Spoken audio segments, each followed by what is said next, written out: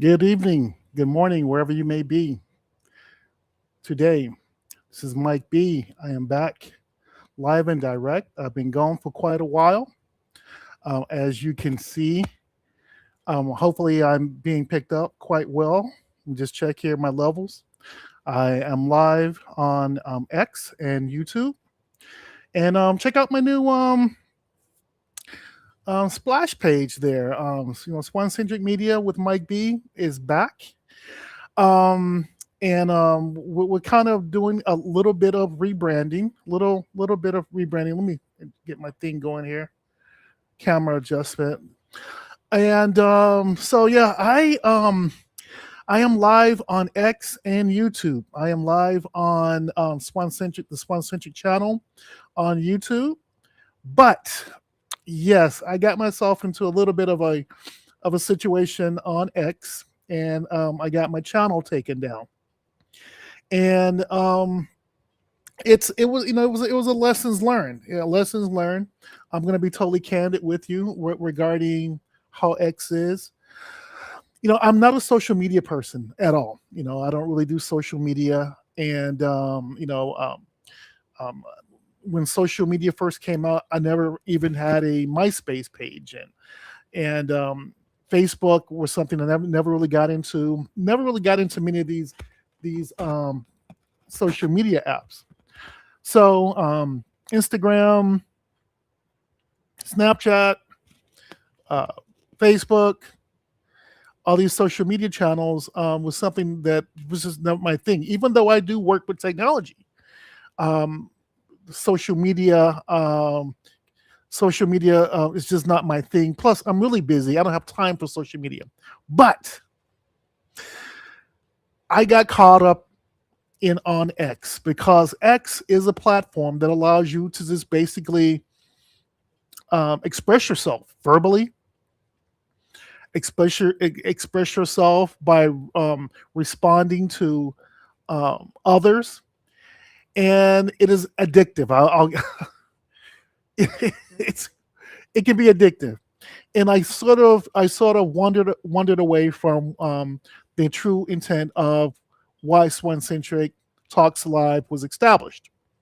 Swancentric Talks Live was established to be an informative, educational, yet entertaining type platform, but not to bash anyone or leave rude comments, because there was a lot of shenanigans on X. People doing crazy things, people doing weird things, and you just feel compelled to respond. But I'm not going to do that anymore. I'm going to stick to the basics. I'm going to stick to the platform, and I'm going to continue to build the brand. So on X, I Steel Swan Media, Steel, STEEL space Swan Media is the new channel, and Steel Swan is a play on words. Yes, we're still Swan. We're still Swancentric Media, but we're steel. Steel meaning the material, which is resilient. It's tough as nails, and we're determined to succeed in a very positive way. So Steel, STEL, Swan Media is the new platform on X. I'm not doing anything on X right now, but I'm live streaming, and the intent is to build the channel with positive content. So I've been away for a while, just working a lot. I think the last live stream was um, I did a tribute to my aunt, which may have been the end of February. So it's been a while, and I really need to get back into it. And I do work in technology, and had some live shows that were happening, and one of those shows was a match day because I work at a university, and normally after match day, because it takes so much out of me, I take a small vacation. And for the past 3.5, almost 4 years, I traveled. I took a very small vacation, week and a half, maybe 2 weeks if I'm lucky, to Israel. And there's a lot going on with Israel, and I won't even, everybody knows that, so why even talk about that? There's a lot going on. Number one, the war. Number two, schools, businesses, airports, tourist locations and destinations were all shut down, and they may still. Well, actually, I believe within the past week or so, since the ceasefire, things are kind of opening back up. But for a while, especially during the March timeframe, we're in April now. Towards the end of March, things started shutting down, and the entire country of Israel was locked down. Again, we all know that already. But I enjoy going to Israel for various reasons. But specifically, it's just my heart is there. And it's just a beautiful place.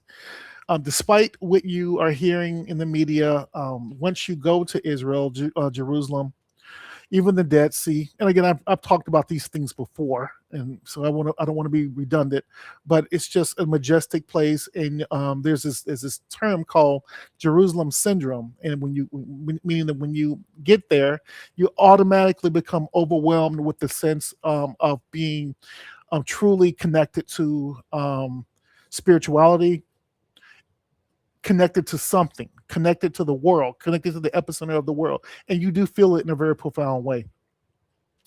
Beautiful place. The Dead Sea is majestic, so much history. But that did not happen this year. It hasn't happened yet, because again, it hasn't happened yet. Still yet to happen, still will happen this year, but it hasn't happened yet. But normally around the March time frame is when I like to take that little small vacation once a year, just to get away from it all.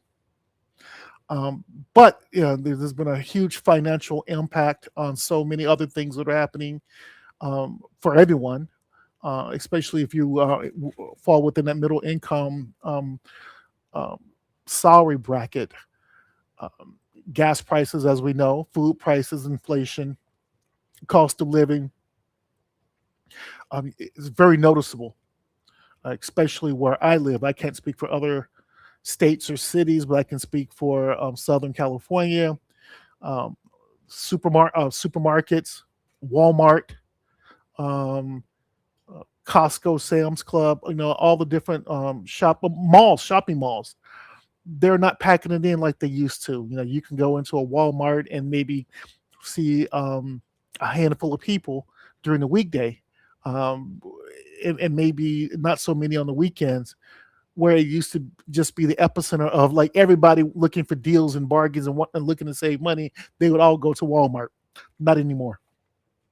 So definitely, the economy is being hit in a way that's causing most people to cut back, be a little bit more conservative with their finances. Cheers. So the key the key is to stay on course with building the Swancentric brand under the two names,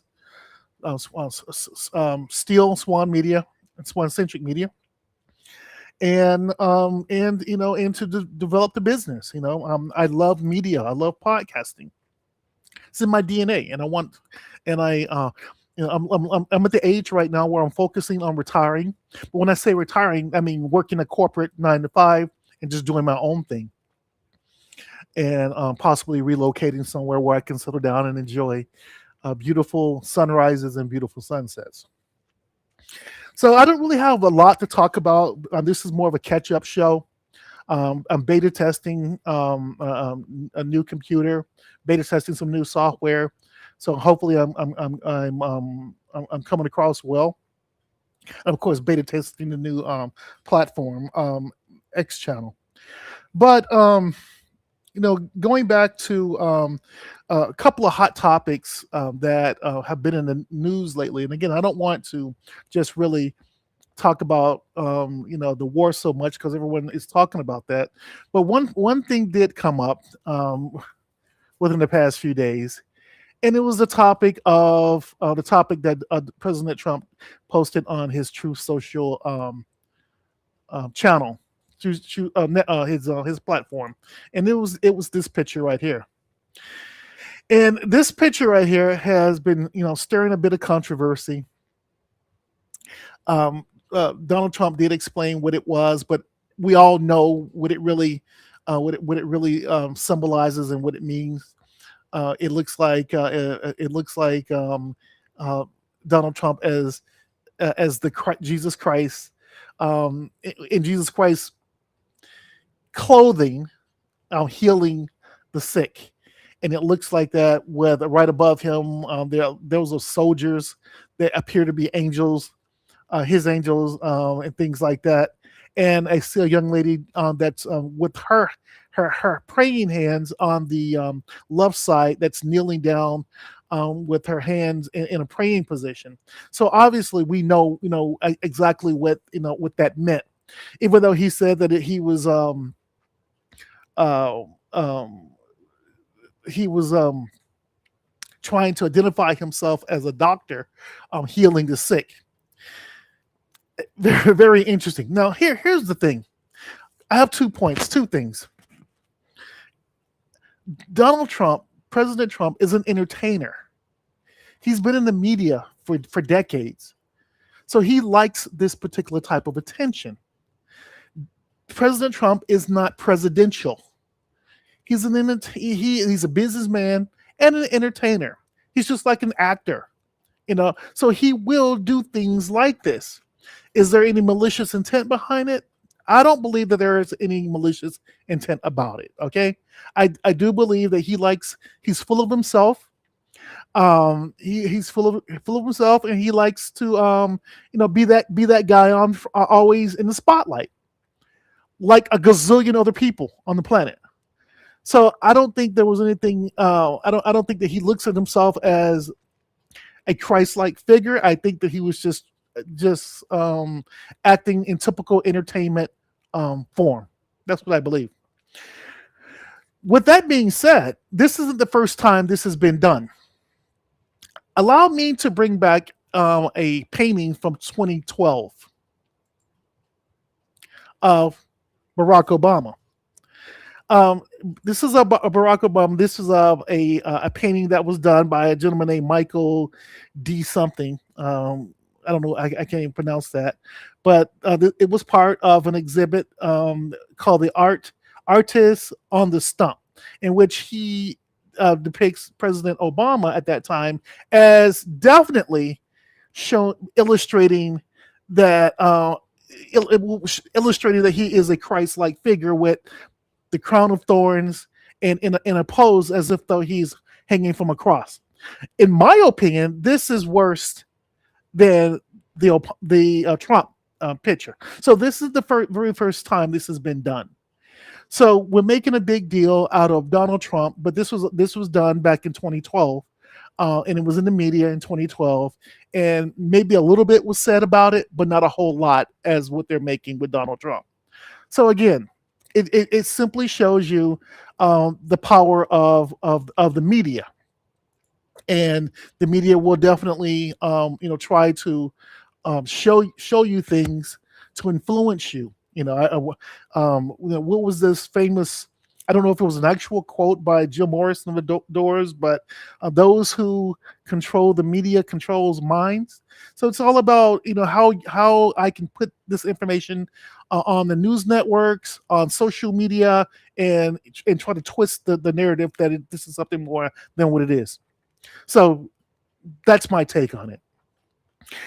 With that being said, I do on a little bit more of a serious note.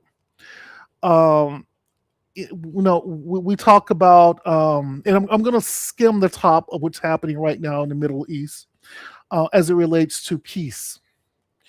I think that we all should be remain vigilant as to what is happening in the Middle East, especially when they talk about peace. Um, you know, as a kid growing up, and I hope I'm playing with this mic a little bit too much. I apologize.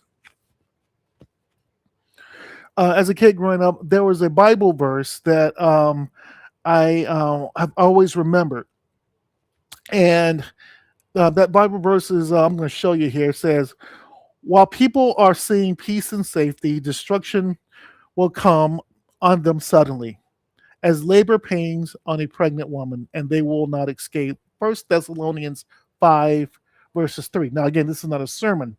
The point that I'm making is to stay vigilant, stay vigilant of talks of peace and safety, because frankly, I don't believe that we're ever going to have peace and safety the way we expect to have peace and safety. And if someone does say that they come and they have all the answers to the dilemma that's happening in the Middle East, and they have the answers to bring peace, um, that is a key for us to stay vigilant and to be aware that there are, I would say, sinister forces at work. I'm putting up the border of peace here because this is the border of peace that was established by President Trump last year, and it actually became official January of this year with their mission statement. But entities like this is what we have to be vigilant of and be cautious of these entities looking to bring peace. Ironically, again, I can go in so many different directions with this, and but that's a whole different subject of conversation. But the just the different talks of peace, the different talks of meeting with the various leaders of these countries, regarding Lebanon, regarding Iran, and mediating these peace and ceasefires. Um, we want peace. We don't want innocent killing. We don't want the killing of innocents. We don't want warfare. We do want peace, but it's how how is this peace coming about? So we need to be vigilant of that. The person who has all the answers is the person that we really need to just be vigilant of and be weary of. People ask me all the time, what is your take on how we got involved in this, what we call it, war of choice with Iran? And my personal opinion is, I wish that we had gone through proper channels before we went down this rabbit hole of getting involved in this situation in Iran. Let me give you an example. I'm of the age where um, I was in Desert Storm. I was there. I was actually in the Navy as a supervisor. So I led my team, on board ship, um, to Desert Storm when Iraq invaded Kuwait, and it was just cause for that action. A country was just invaded. Kuwait is our ally, and Kuwait has a lot of oil, and we know that. But they're our ally in the region, and we did what we had to do. We launched Operation Desert Shield, then Desert Storm, and we kicked Iran out of Kuwait. Several years later, the Twin Towers were brought down, and we spent many years hunting Osama bin Laden for doing what he did on U.S. soil. Now, when 9/11 happened on U.S. soil, it energized the American population. It didn't matter what race you were, what ethnicity you were, what your social status was, what your background was, whether you were a doctor, a lawyer, or a homeless person. We all felt a certain way about our homeland being attacked. And we could have done something then, but that did not happen like this scenario with the US going into Iran. We actually went before the UN Security Council and made our case. Allow me to show you a clip of General Colin Powell at that time making the case to engage um, Iraq at that time. Every statement I make today is backed up by sources, solid sources. These are not assertions. What we're giving you are facts and conclusions based on solid intelligence.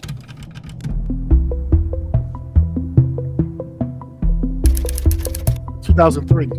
We remember all seeing this on TV. And even though we did not find weapons of mass destruction, what you will General see Powell made a is an compelling accumulation case of facts and disturbing patterns of behavior. to the UN. The facts in Iraq's behavior demonstrate that Saddam Hussein and his regime have made no effort to disarm as required by the international community. And Indeed, the facts in Iraq. So he made this case and energized the entire country, the United States, and we went to war with Iraq, and we all felt good about it. We were able to sleep good about it, and we felt good about it because the case had been made, like a lawyer presenting a case to a jury.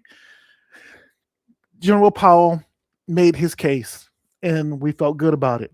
This situation is different.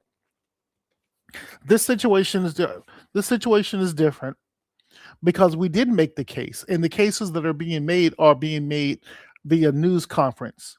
No evidence, just a statement being made to do what we did, and that is why the average American has an issue with it. But and I will also say, as a veteran, I'm sure many veterans have an issue with it as well. But yet we support our country, we support the United States, and doing what they have to do. But I wanted to show you the difference between what happened in 2003 as compared to what is happening in 2026. Same basic scenarios, because they felt that Iraq had weapons of mass destruction. We feel that Iran was developing weapons of mass destruction. Same scenario, use case scenario, but the evidence was presented one way as opposed to no evidence being presented for this situation. So just want to make that clear. With that being said, I'm glad that I had the opportunity to do this live stream. I hope I can keep the momentum going. Again, it's been a very difficult beginning of the year for everyone, war-wise, economic-wise, and just basic living. But we will get through it. We will prevail. I do encourage everyone to stay vigilant. I do encourage everyone that if you do have some type of spiritual background or spiritual belief, to rely on that to get through this, or say your prayers, etc. And we'll all we're all on for one big ride. That we're go that our country is taking us through, but we will make it. With that being said, I look forward to producing more of these vlogs, catch up shows, however you want to call it. The other thing is AI Victoria. I know I've done a few shows with my AI, and I thought it was cute. I thought it was cute.